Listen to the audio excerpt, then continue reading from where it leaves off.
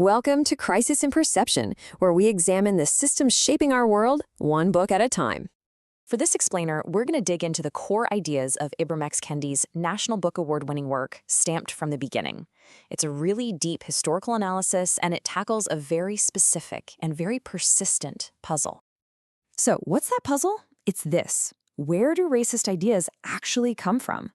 And maybe more importantly, why do they have such incredible staying power? Why do they stick around long after they've been proven scientifically and logically wrong? That is the central question this book sets out to answer. Now, to get to the answer, the book challenges a really common, almost intuitive assumption a lot of us have about how racism works. In fact, Kendi calls this common story a kind of folktale. This sequence probably looks pretty familiar to you. The usual story goes that it all starts with ignorance and hate. These feelings then grow into racist ideas, which then, in turn, lead people to create and support discriminatory policies. It seems logical, right? But Kendi asks us to stop and consider a pretty radical alternative. What if that entire chain of events is completely backward? What if the cause and effect are totally inverted? And this gets us right to the book's core argument. It suggests that discriminatory policies, often driven by economic, political, or just plain self-interest, actually come first. It's only after these policies are in place that racist ideas are created and spread around to justify the inequalities that those policies created. The ideas are basically a justification, an after-the-fact explanation. You can see the crucial point right here in Kendi's own words. The book argues that discrimination itself creates the need for racist ideas, which then end up fueling ignorance and hate. Now, this isn't a moral claim about good people versus bad people. It's a systems analysis of how power works to protect itself. So, to trace this pattern throughout history, the book gives us this really useful analytical toolkit.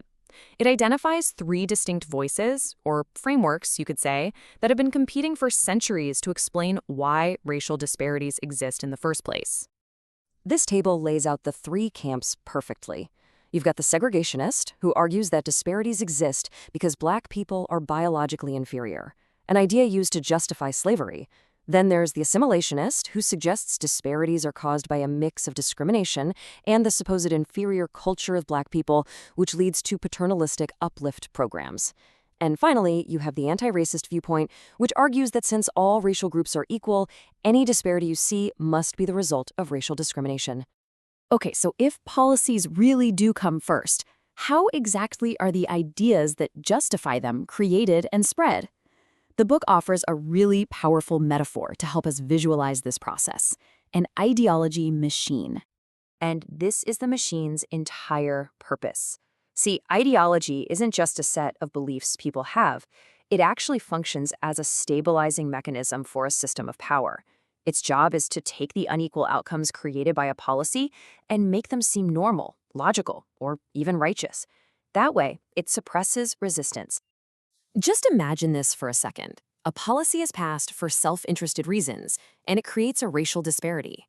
Right at that moment, the machine switches on. It starts churning out explanations, some scientific sounding, some cultural, some behavioral, that all serve one single function: to blame the people who are being harmed by the policy rather than blaming the policy itself. It's basically a blame redirection machine that keeps the status quo humming along.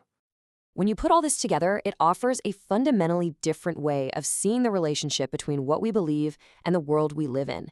It's a real shift in perception, one that puts power and policy right at the center of the story. So let's boil this all down. The key takeaway here is that racist ideas are not the root cause of unequal policy, but the result of it. They function as a pretty sophisticated tool to defend policies that are really just rooted in self-interest. And that is the crucial shift.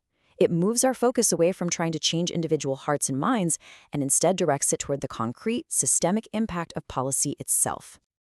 And that leaves us with a really profound final thought.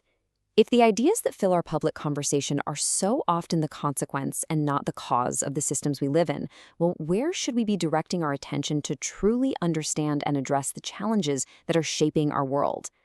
For the full, long-form, deep dive into this book and its ideas, follow the link in the description.